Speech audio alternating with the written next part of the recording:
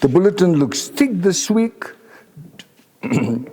but to say this coming Saturday, we will meet as the Treasury at 9 in the morning, and then following that meeting will be the meeting of our worship team.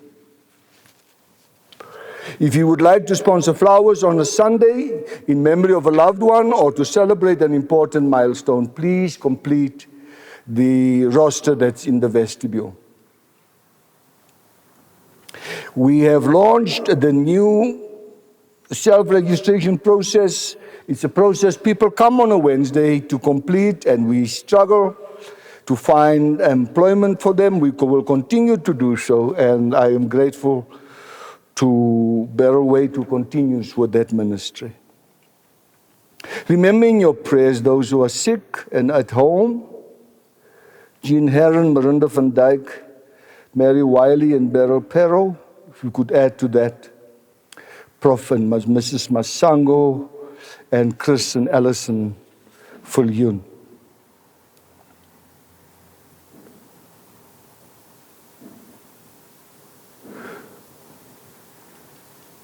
Happy birthday.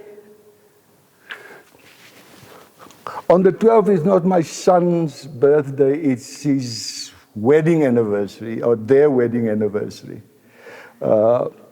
Peter and Ilana is their wedding anniversary, and then there's Joe Sipo on the 14th, Joseph and Dominic Shimon on the 17th as they celebrate their birthdays. Then just to turn to our special notices, those of us who've been around St. John's for some time will know Franz. I found Franz here when I arrived at St. John's.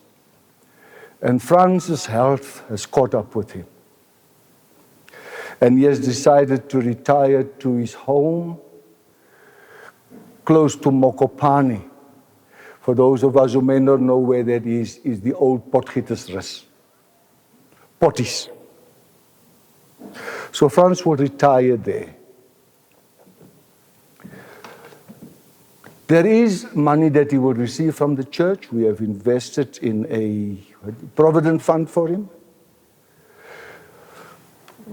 But I thought we should just ask any member of the congregation who would like to express to Franz just a gift of gratitude for his service here at the church over many years, please do so with a donation into the church's account if you have the number. If you don't have it, it's on the back of the bulletin. Or drop an envelope or anything that you'd like to give to Franz as he retires from service here. It's going to be a sad day to see Franz go. The church will not be the same. I mean, life around the church will not be the same without Franz.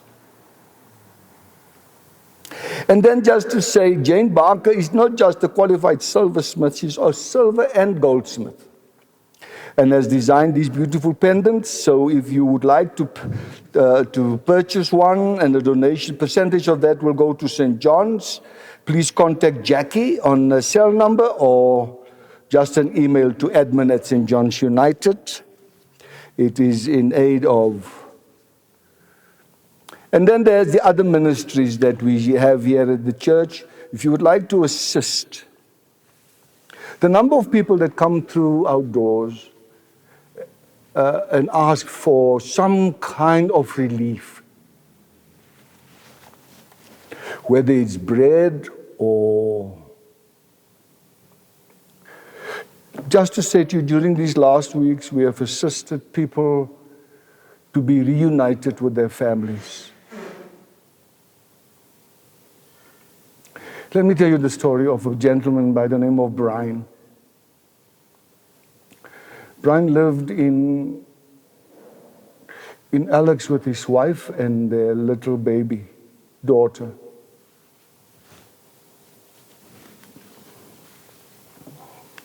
His wife died of complications with COVID, and the baby has just turned a year.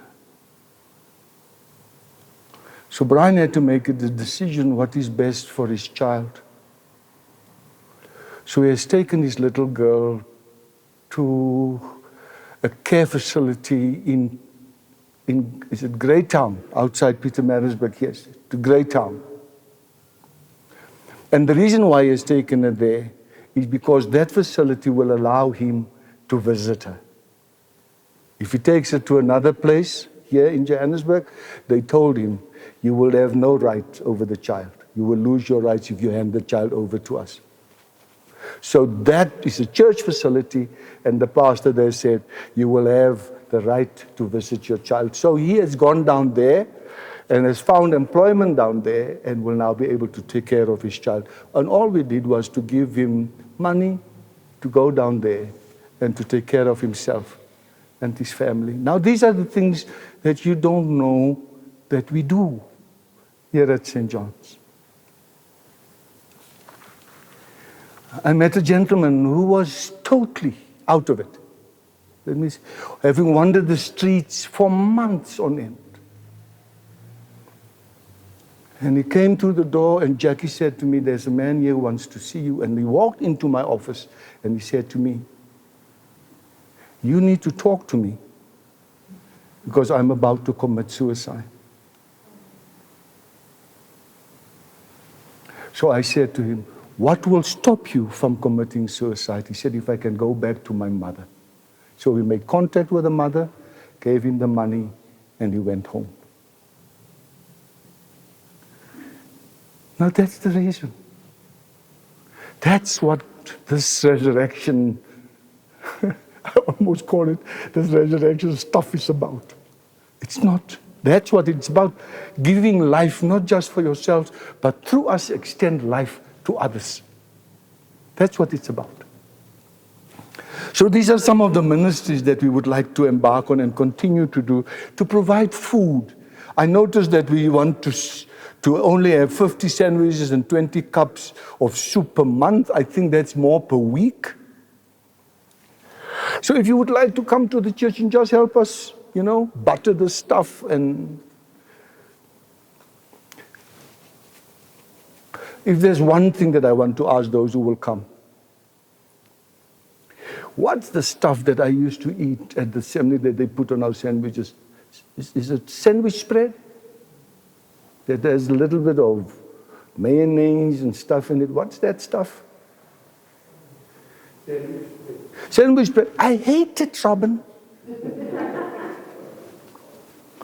I mean, when you have to eat it every day, you get to a place where you think, nah, man, this is not what God had in mind with sandwich spread.